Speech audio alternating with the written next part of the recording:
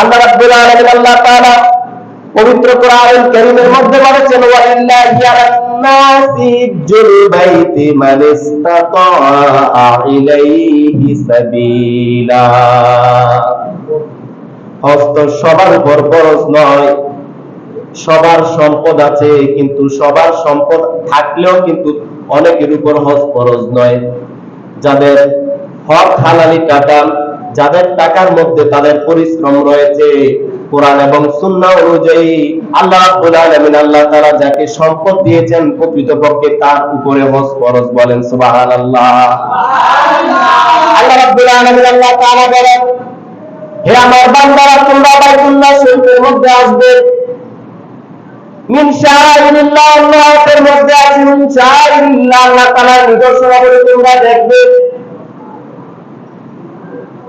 কিন্তু আমি আল্লাহ যাকে তাকওয়াবান বানাইছি, একমাত্র সেই ব্যক্তি আমার ঘরের মধ্যে সক্ষম ব্যক্তি আসলে তার হজ কবুল হবে, হজে মাবরুর হবে, কবুল হবে।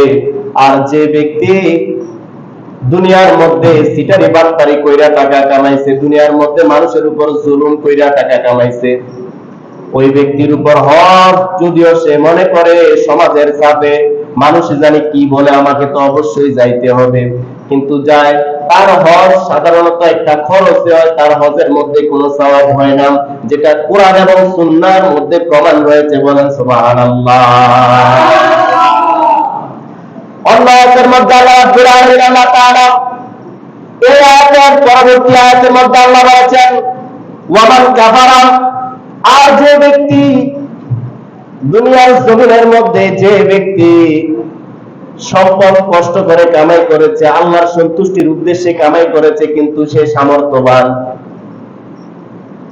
হজ করার জন্য যেই পথ খরচ দরকার, বাইতুল্লাহ শরীফ যাওয়া পর্যন্ত, মক্কা মদিনা সফর করা পর্যন্ত যার সামর্থ্য রয়েছে, সে যদি হজের মধ্যে না যায়, সে যদি অস্বীকার করে, আল্লাহ রাব্বুল আলামিন আল্লাহ তাআলা বলেছেন ওয়ামান কাফারা, আর যে ব্যক্তি অস্বীকার করে, তাহলে জেনে রাখো ফা ইন্নাল্লাহা গানিয়্যুন আনিল আলামিন,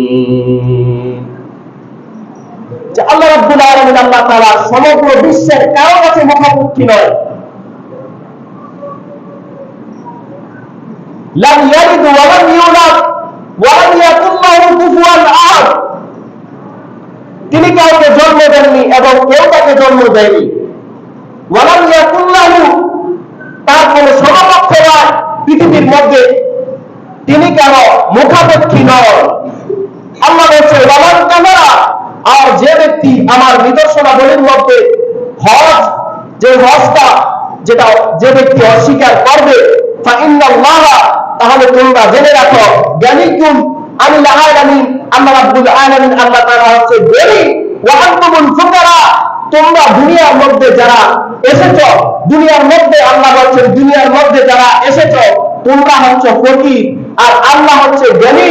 আল্লাহ বলছে ওয়ামান কাফারা, আর যারা অস্বীকার করবে, যে ব্যক্তি আমার নিদর্শনাবলীর মধ্যে হককে অস্বীকার করবে, তাহলে জেনে রাখো ফা ইন্নাল্লাহা, নিশ্চয় আল্লাহ রাব্বুল আলামিন আল্লাহ তাআলা গনিয়্যুন, তিনি কারো মুখাপেক্ষী নন, তিনি গনি, তিনি আনিল আলামিন, বিশ্বের মধ্যে, ব্রহ্মাণ্ডের মধ্যে, নবমণ্ডল, ভূমণ্ডল, দুনিয়া ও আখিরাতের মধ্যে একমাত্র আল্লাহর বাদশাহী চলবে, দুনিয়ার মধ্যে তিনি কারো মুখাপেক্ষী নয়।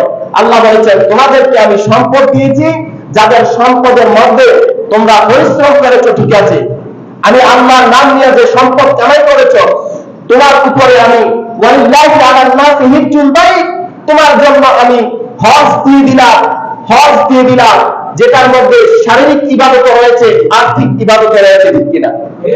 আর্থিক শারীরিক আছে কিন্তু আর্থিক নাই, হজ ফরজ নয়, শারীরিকও আছে, আর্থিকও আছে, কায়িকও আছে, আর্থিকও আছে। আল্লাহ বলেছেন ওয়ালিল্লাহি আলান-নাসি হিজ্জুল বাইত, তার উপরে তো আল্লাহ অবশ্যই হজকে ফরজ করেছেন মান ইসতাতা, যার ইস্তেতা রয়েছে, যার সামর্থ্য রয়েছে, শারীরিকভাবে সুস্থ এবং অর্থনৈতিকভাবে আছে স্বাবলম্বী। আল্লাহ পৃথিবীর মধ্যে এমন কোন নিয়ম দেন না যেটা বান্দার উপর কঠিন হয়ে যাবে। বলেন সুবহানাল্লাহ। আল্লাহ বলেছেন মান ইসতাতা ইলাইহি সাবিলা, যার অক্ষরস থাকবে, যার সামর্থ্য থাকবে, যে বলবে হ্যাঁ আমি যদি হজ করি তাহলে আমার পরিবারকে লালন পালন করার জন্য, আমার পরিবারকে দেখভাল করার জন্য আরেকজনের কাছে ধারে টাকা চাইতে হবে না, আমি আইসা আমার পরিবারকে সুন্দরভাবে হালাল টাকা দিয়ে আমি পালতে পারবো। আল্লাহ বলছে তার উপরে আল্লাহ তাআলা অবশ্যই হজ ফরজ করেছেন।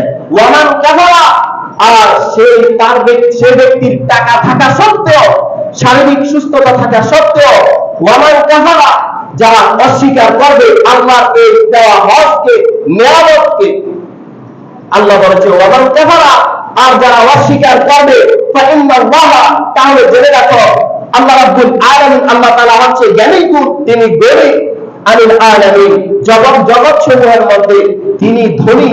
পৃথিবীর মধ্যে তোমরা যারা আছো তোমাদের কাছে আল্লাহ টাকা চায় না। যে মনে হয় কিছু কিছু মানুষ মনে করে যে নিশ্চয়ই আল্লাহর এই ইবাদত করলে আল্লাহকে বড় করা হয়, অথচ আল্লাহ নিজেই বড় বলেন সুবহানাল্লাহ। অথচ তোমরা যা কিছু করো ফালি নাফসিহি, তোমাদের নিজের জন্যই করো। ফালি নাফসি, তোমার নিজের জন্যই করো। এখানে আল্লাহর কোনো ইয়ে নাই। তুমি জান্নাত পাইলে, ডান হাতে আমল নামা পাইলে, তুমি আসহাবুল ইয়ামিন হলে, আল্লাহর এখানে কোনো তুমি বলবে না যে আল্লাহর সম্মান গুলো বেড়ে গেছে, প্রিয় নবী সাল্লাল্লাহু আলাইহি সাল্লামের মান সম্মান গুলো বেড়ে গেছে। প্রিয় নবীর মান সম্মান আল্লাহ কোরআনে বলে দিয়েছেন, ওয়া তাআলা লাকা যিকরা, আমার নবীর মর্যাদা আমি নিজে আল্লাহ বুলন্দ করে দিয়েছি আমার পরে, বলেন সুবহানাল্লাহ। তাহলে আজকে কি অস্বীকার করা যাবে? যুগে যুগে যারা অস্বীকার করেছিল আল্লাহ তাআলা তাদেরকে দেখিয়ে দিয়েছে। আপনারা জানেন ইন্দোনেশিয়া সম্ভবত এক মহিলা হজের মধ্যে যায় বলতেছেন অনেক টাকা খরচ করে আগে হজের মধ্যে আসলাম, এই টাকাটা যদি দুনিয়ার মধ্যে আমি হারাম কাজে লাগাইতাম, ওই মহিলাটা কি করতো? সুদ খাইতো। কি করতো? যদি বলতো সে এই টাকাটা যদি আমি দুনিয়ার মধ্যে ওই কাজটাতে লাগাইতাম তাহলে তো আমার অনেক টাকা আসতো।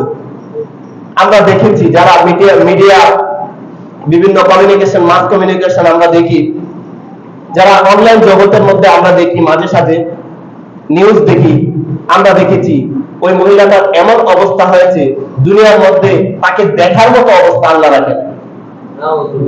বলেন না নাউযুবিল্লাহ। আল্লাহ নিদর্শনাবলী হজকে কেউ কি অস্বীকার করার জো আছে? আল্লাহর আনিত বিধানকে অস্বীকার করার কোন সুযোগ আছে? কিন্তু পৃথিবীর মধ্যে এমন কোন মানুষ এই কথা বলতে পারবে না আল্লাহর ওই বিধানটা আমার কাছে কঠিন মনে হয়েছে, ঠিক কিনা? রমজানের মধ্যে দেখেন আল্লাহ বলেছেন শাহরুল রমাদান আল্লাযী উনজিলা ফীহিল কুরআন, এই রমজান মাস তোমাদের জন্য। কাদের জন্য? এই মাসে কুরআন নাযিল করেছি হুদাল লিন-নাসি ওয়া বায়িনাতিন মিনাল হুদা ওয়াল ফুরকান, কুরআন সত্য মিথ্যার পার্থক্য সৃষ্টি করার জন্য। তারপর আল্লাহ বলছে যেহেতু রমজান সবাই তো রোজা রাখতে পারবে না, অসুস্থতা থাকবে, সফর বা ভ্রমণকারী তো থাকবে, ঠিক না? আমার সৃষ্টি জগৎ দেখার জন্য কিছু সংখ্যক মানুষ এই দেশ থেকে ওই দেশ, ওই দেশ থেকে সেই দেশ ভ্রমণ করে, তাহলে তাদের জন্য রোজার অবস্থা কি? আল্লাহ বলছে ফামান কানা মিনকুম মারিদান, তোমাদের মধ্যে যারা অসুস্থ থাকবে, আও আলা সাফারি, অথবা সফর অথবা ভ্রমণে থাকবে, আল্লাহ বলছে ফাইদ্দাতুম মিন আইয়ামিন উখরা, তোমরা যেন পরবর্তীতে যে রোজাগুলো ভাঙো সেই রোজাগুলো রেখে দাও। তাহলে দেখেন রমজান গেছে, আল্লাহ আমাদের জন্য অফার দিয়ে দিয়েছে।